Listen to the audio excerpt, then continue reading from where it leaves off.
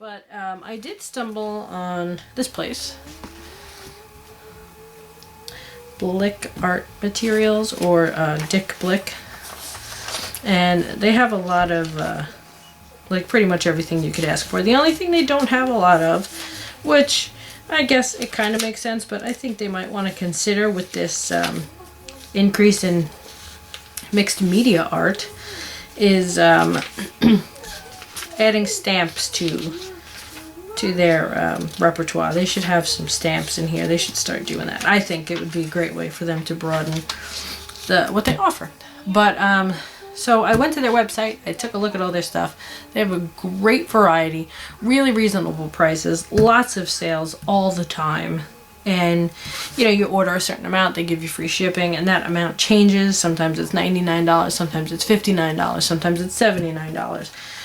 So I took advantage of some of their sales, and I got a few things that I've been really wanting, and a few things to beef up my mixed media supplies. The first thing that I got was these little boys. I don't know why I decided to call them boys, maybe because they have bees on them. I don't know if you can see. I've been struggling with lighting today. It's bright, it's overcast, it's bright, it's overcast. So these are Pitt Artist Pen Big Brush Pens. This is the chromium green, and they are an India ink pen, and the tip, if we can see, is a brush tip, but it's not bristles, it's definitely a nib, but it's flexible. It's very flexible. The Faber-Castell brush nibs are really excellent across the board in all their products, all their brush pens. They're really great. So I got this in chromium green, scarlet red, which I don't know if that looks like a red to me. I was hoping it would be darker. Oh, maybe the ink looks redder than the pen, if that makes sense. And then I got cobalt blue. See if you can see that. And they're really great on mixed media. Basically, when you use mixed media, you use a lot of this stuff, which is a gel medium, and it's kind of like Mod Podge. It's like a glue. You can use it as a glue, but it dries on your page. This one is to a matte finish, and you just kind of brush it all over the page you're working on, and when it dries, you can work on top of it with some of your material.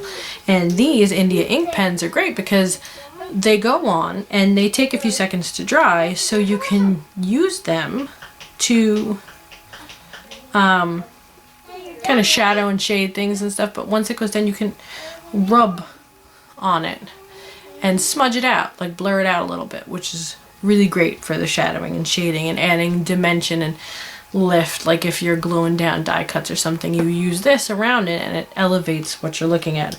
But it's good to have one to kind of match your background colors, or at least be similar to. And I have the brown one, which I don't have with me, it's inside, which is great for a multitude of dark backgrounds. And then I have the small black one, so I just went for these colors to because the red and the brown will be good on orange and brown backgrounds. You can use those too, and then blue and green on blue and green backgrounds. You could probably use this on some varieties of pink too. That's those. The next thing I got are these. Now, I did open the box earlier, and I actually filmed a whole video, but I wound up redoing it because between lighting and disruptions, which I'm hoping to not have as much of this time, it just didn't work. So I got 3 of the archival ink pads in olive, sepia, and cobalt. Cobalt blue, sepia is like a reddish brown, and the olive is obviously green. These are acid-free, permanent, and waterproof. A big thing with mixed media is that your material that you use should be waterproof. It shouldn't move around when wet, because you layer, you put things on top of each other, so you add more paint and more texture and more medium and more glue, and you know, there's just a lot of different techniques, and they kind of pile on top of each other. And if this moves around, then whatever you use this for is just going to get decimated. Okay, sorry about that, folks. The kids were just getting a little noisy, and I decided to close my door a little bit so that should cut down on the noise, and ask them again to be quiet, but we'll say they're kids. So these are waterproof. They're great, permanent, archival quality. They don't smudge. They don't damage your paper. They don't bleed. And let's see, what's the description say? Waterproof, permanent, acid-free dye inks. They won't bleed when used with other water-based dye inks, acrylic paint, and watercolors. So this goes along with these guys. When you use these and you put the ink down on your surface and then you try and smudge it with your finger, my fingers are big and flat, so they're kind of wide. So when I do that, it kind of spreads the ink more than I would like, and then the ink gets absorbed into your finger no matter what you do, and you can't really get it off unless you go wash your hands every 8 minutes, and my skin dries enough with the amount of times I have to wash it. I don't need to add more. So I thought about getting these paper stumps. If you've ever, been into art at all, you probably recognize them. They're just compressed cardboard in a tube, and they come to a point on both ends. And it's just paper, but it's excellent for smudging out carbon pencil or charcoal, or even a little bit of graphite if it's a soft graphite. And I intend to use them with these India ink pens because, first of all, it'll control the size of the blend, and second of all, if they get covered in ink, I also got this little guy, which I have one of, but it's not a full set, so I figured I'd get another one. They're only I think this was only 77 cents. They're little sheets of, see if you can see it, sandpaper. And this gets covered in ink, and you just go on here and you rub back and forth, and it files it down, and the paper residue stays on the sandpaper. When this gets worn, it's got lots of different, lots of different layers. I don't know if you can see them. Lots of different, maybe over here, great lighting. They have lots of different layers of sandpaper in here, and you just peel a sheet off at a time when it's finished, and you're done with it. So these are great for blending and smudging and shadows. You can use them with carbon or graphite, soft graphite pencils, charcoals, whatever you're using. Pastels even. This would work with pastels. And inks that are smudgeable. The other thing I got was, it was 77 cents for the sandpaper block, and I think $2.31 for the stumps. The other thing I got are these Faber-Castell dust-free erasers. It's misleading. They're not actually dust-free. When you erase, you get dust. I mean, I have residue of dust all over my desk, and I take it off, and there's just I could just more. I don't know if you can see it, more and more. It's just unending. So what this does is the dust rolls together. I don't know if you can see it into that long line there. And that long strip, you can just pick it up with your fingers and throw it out. You don't have to worry about dusting or I do art in my room. So if I'm doing art in my bedroom and I clean my surface off, all those bits just go all over my bedroom, and I don't want that in there. So I'm trying to use something. Hopefully these work well. I saw the Moo erasers, which they sell on Amazon, and they're also inexpensive, but they didn't have them on Blick Art Materials, but they did have these, and these have good recommendations. I think, who was it? Is it Jelly Bee? I think Jelly Bee on YouTube was using these. I watch a lot of YouTube videos, so I have a hard time keeping track of who's. But I think Jelly Bee uses these, and I think she said these are her favorite because of the whole keeping the dust together thing. Next, another thing with mixed media is texture paste. You get a little jar like this, looks a lot like the matte medium, and it actually dries hard and elevated on your surface. This is white and it's matte opaque paste. It's just like, it looks like glue on the inside. It's thick. It's like cake frosting. And you lay it on like you're frosting a cake. And to make it more interesting, you use a stencil and you lay it on with one of these guys, a palette knife. Let's get that in there. So, mine is very old and covered in a lot of paint residue. This is, in case you're interested, a Langnickel from Italy. I've had this for a very long time. I used it with my oil paints. So here's the first stencil I got. And it is called Mini Cherry Blossoms. See, back there. And it's like a couple little birds, or a little bird, and flowers and leaves. I don't know if you can, there we go. I have my overhead lights on, I have my window open. It's just a rough time of day. So these guys, you lay the paste on, you smear it on there, and then you peel this off and the decoration stays on your page. It dries and then you can paint on top of it. You can leave it white. You can use mix paint into your texture paste and change the color of it.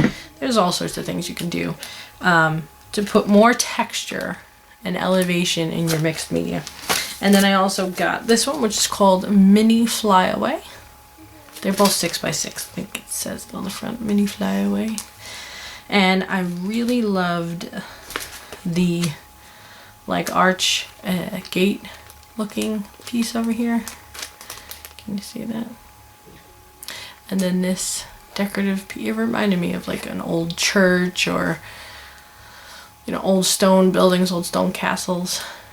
And then I really like this little feather down here too. But you know, words are great in mixed media also. So there's nothing here I couldn't use.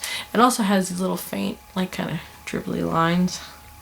Those would be great also. And now, on to the big stuff. One of my biggest issues is that I don't have a lot of paint, and I'm still new in the world of mixed media, and I would like to try all the different mediums.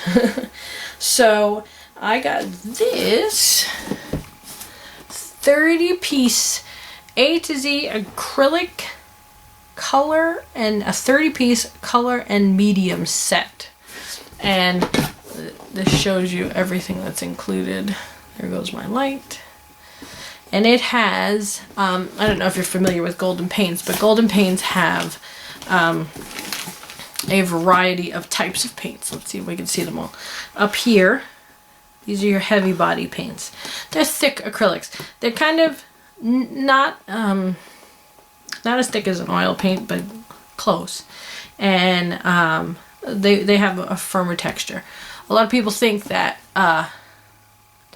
when you just kind of water down your acrylic paints, you can do that to thin it. And you can do that.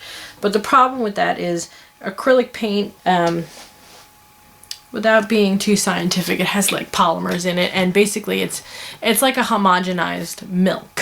Think of it that way. It's a lot of little pieces homogenized, you know, together in a fluid, in a liquid. And when you add water, what you're doing to that is just kind of separating those pieces. So instead of being a nice little tight conglomeration of the polymers and the pigment and all these parts to the paint, what happens is you add water and they spread out. And what that does is it makes the paint less stable. It makes it more likely to peel, more likely to crack. It won't last long term. It won't be good archivically.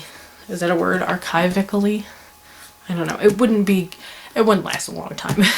Things will flake off eventually. It's just too much water does degrade the paint, and in some cases that's not something you want. And in any case, I don't want that. So at least not for, if I can get a different type, get the same idea in a much more professional manner for the price I paid for this. So so it comes with heavy body, which is thick acrylic. That is the stuff that you squeeze out of the tube. You add a little bit of water to, but when you paint with it, it's going to go on kind of thick, and it should. Then they have the open paints, which I only show 2 of, but I think it comes with, yeah, it comes with 3. I don't know why I don't see all 3 of them. Maybe they just couldn't fit it. It comes with 3. They say open on the side of the bottles. They are similar to the heavy body. I think they're a little thinner in texture, but they also are made in such a way that the reason why they're called open is because they take longer to dry.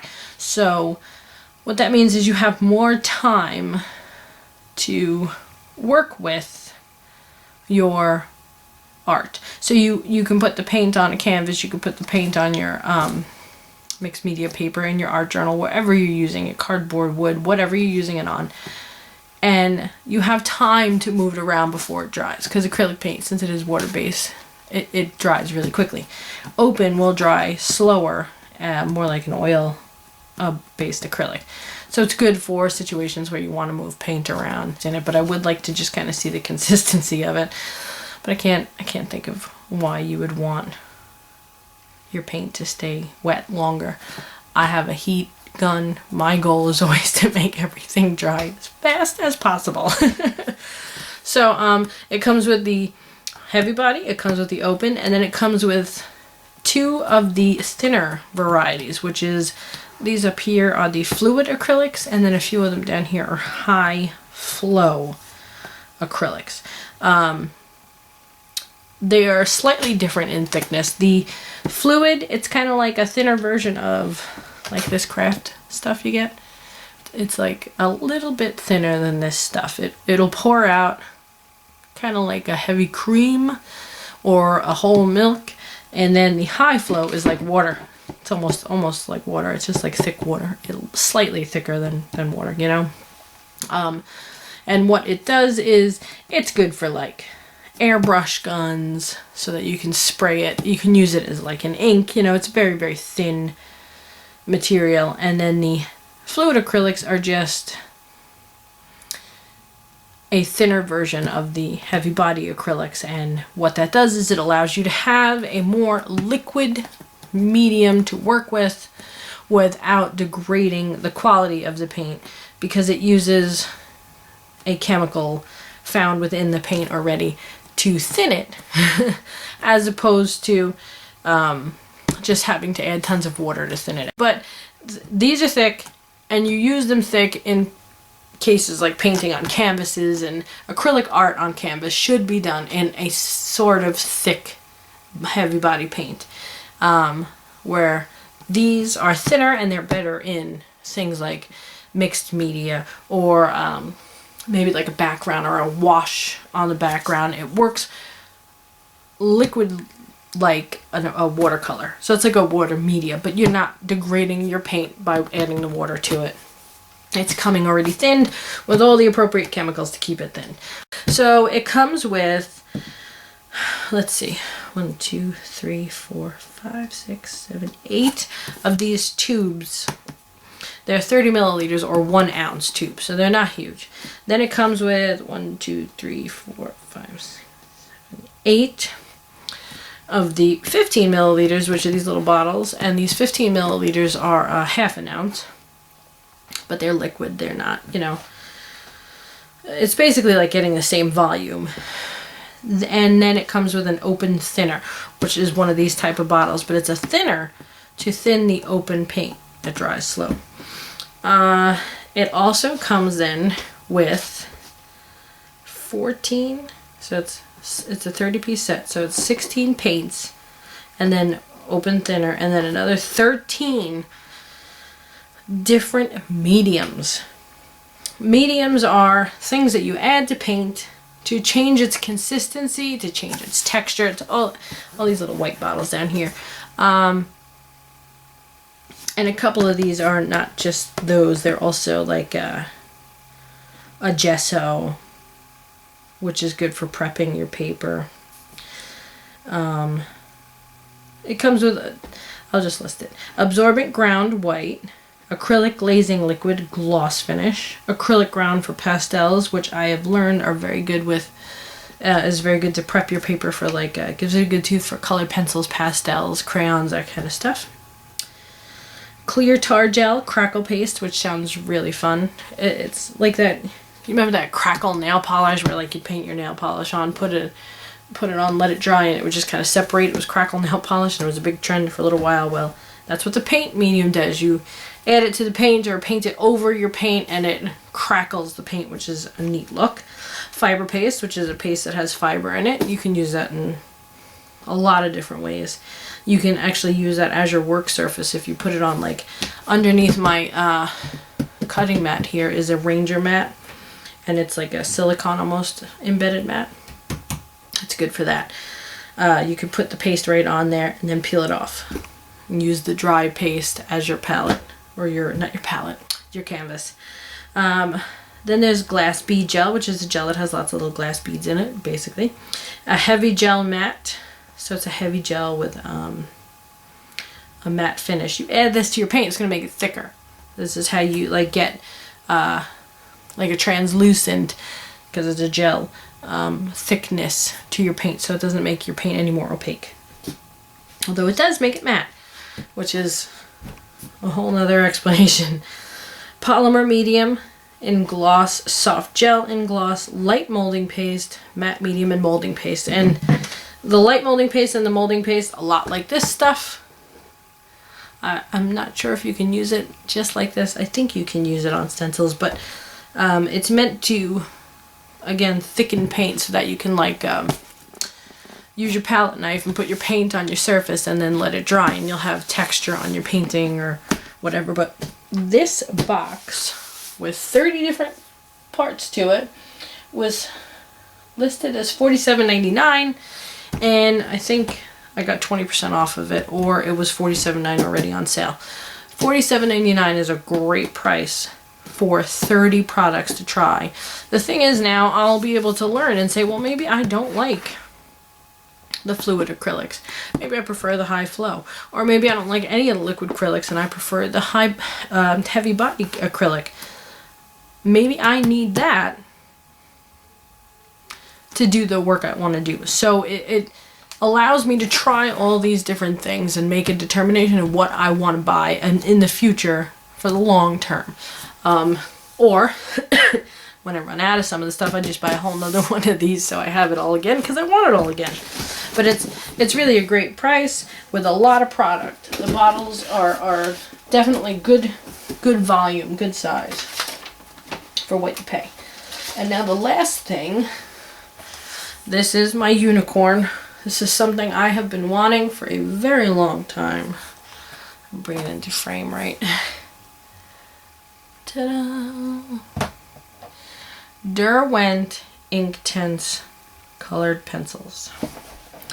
This, let's see if I can, is 36 colored pencils that are like a watercolor pencil, but so not a watercolor pencil.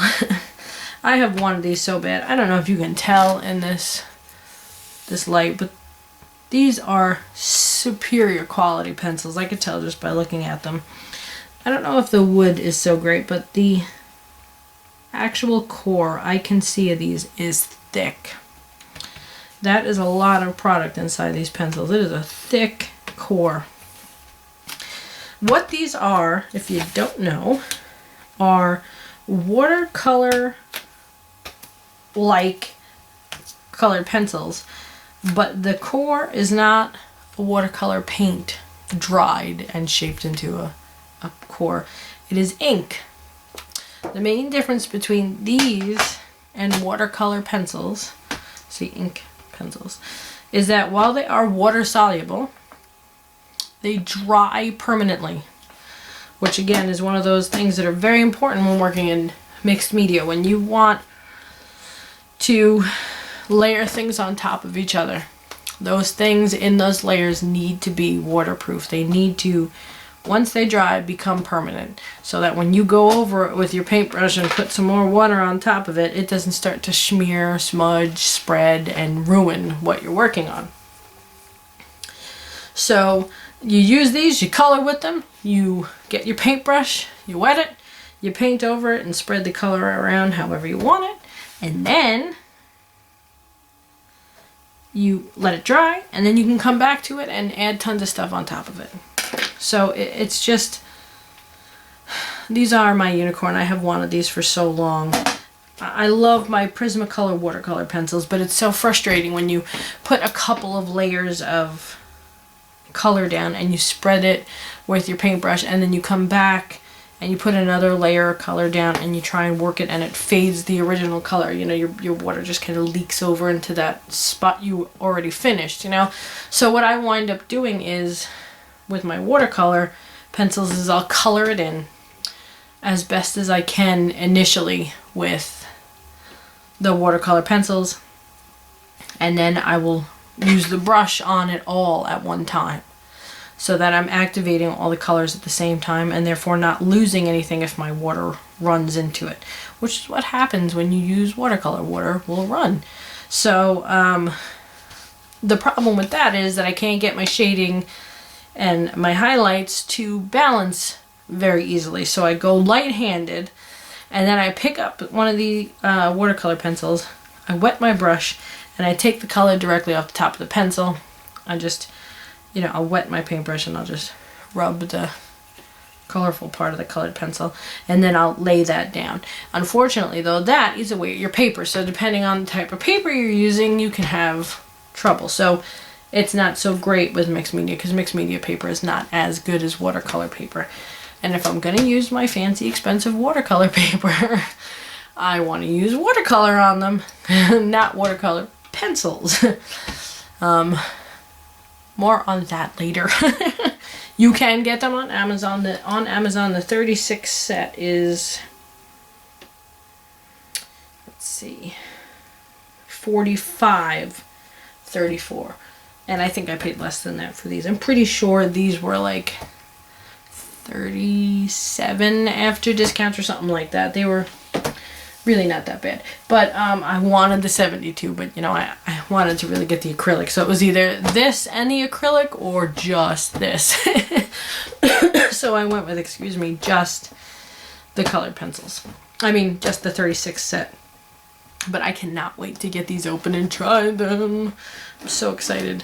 Okay, well, that's everything. So we have pencils, the acrylic paint, which I'm not going to bring back in frame because it's huge, the archival inks, the India ink Faber-Castell big brush pens, the erasers, and then the smudge doohickeys and the sander for it.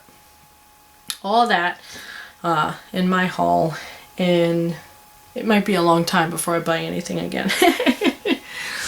Alright everybody, thanks for watching, and I'll see you next time.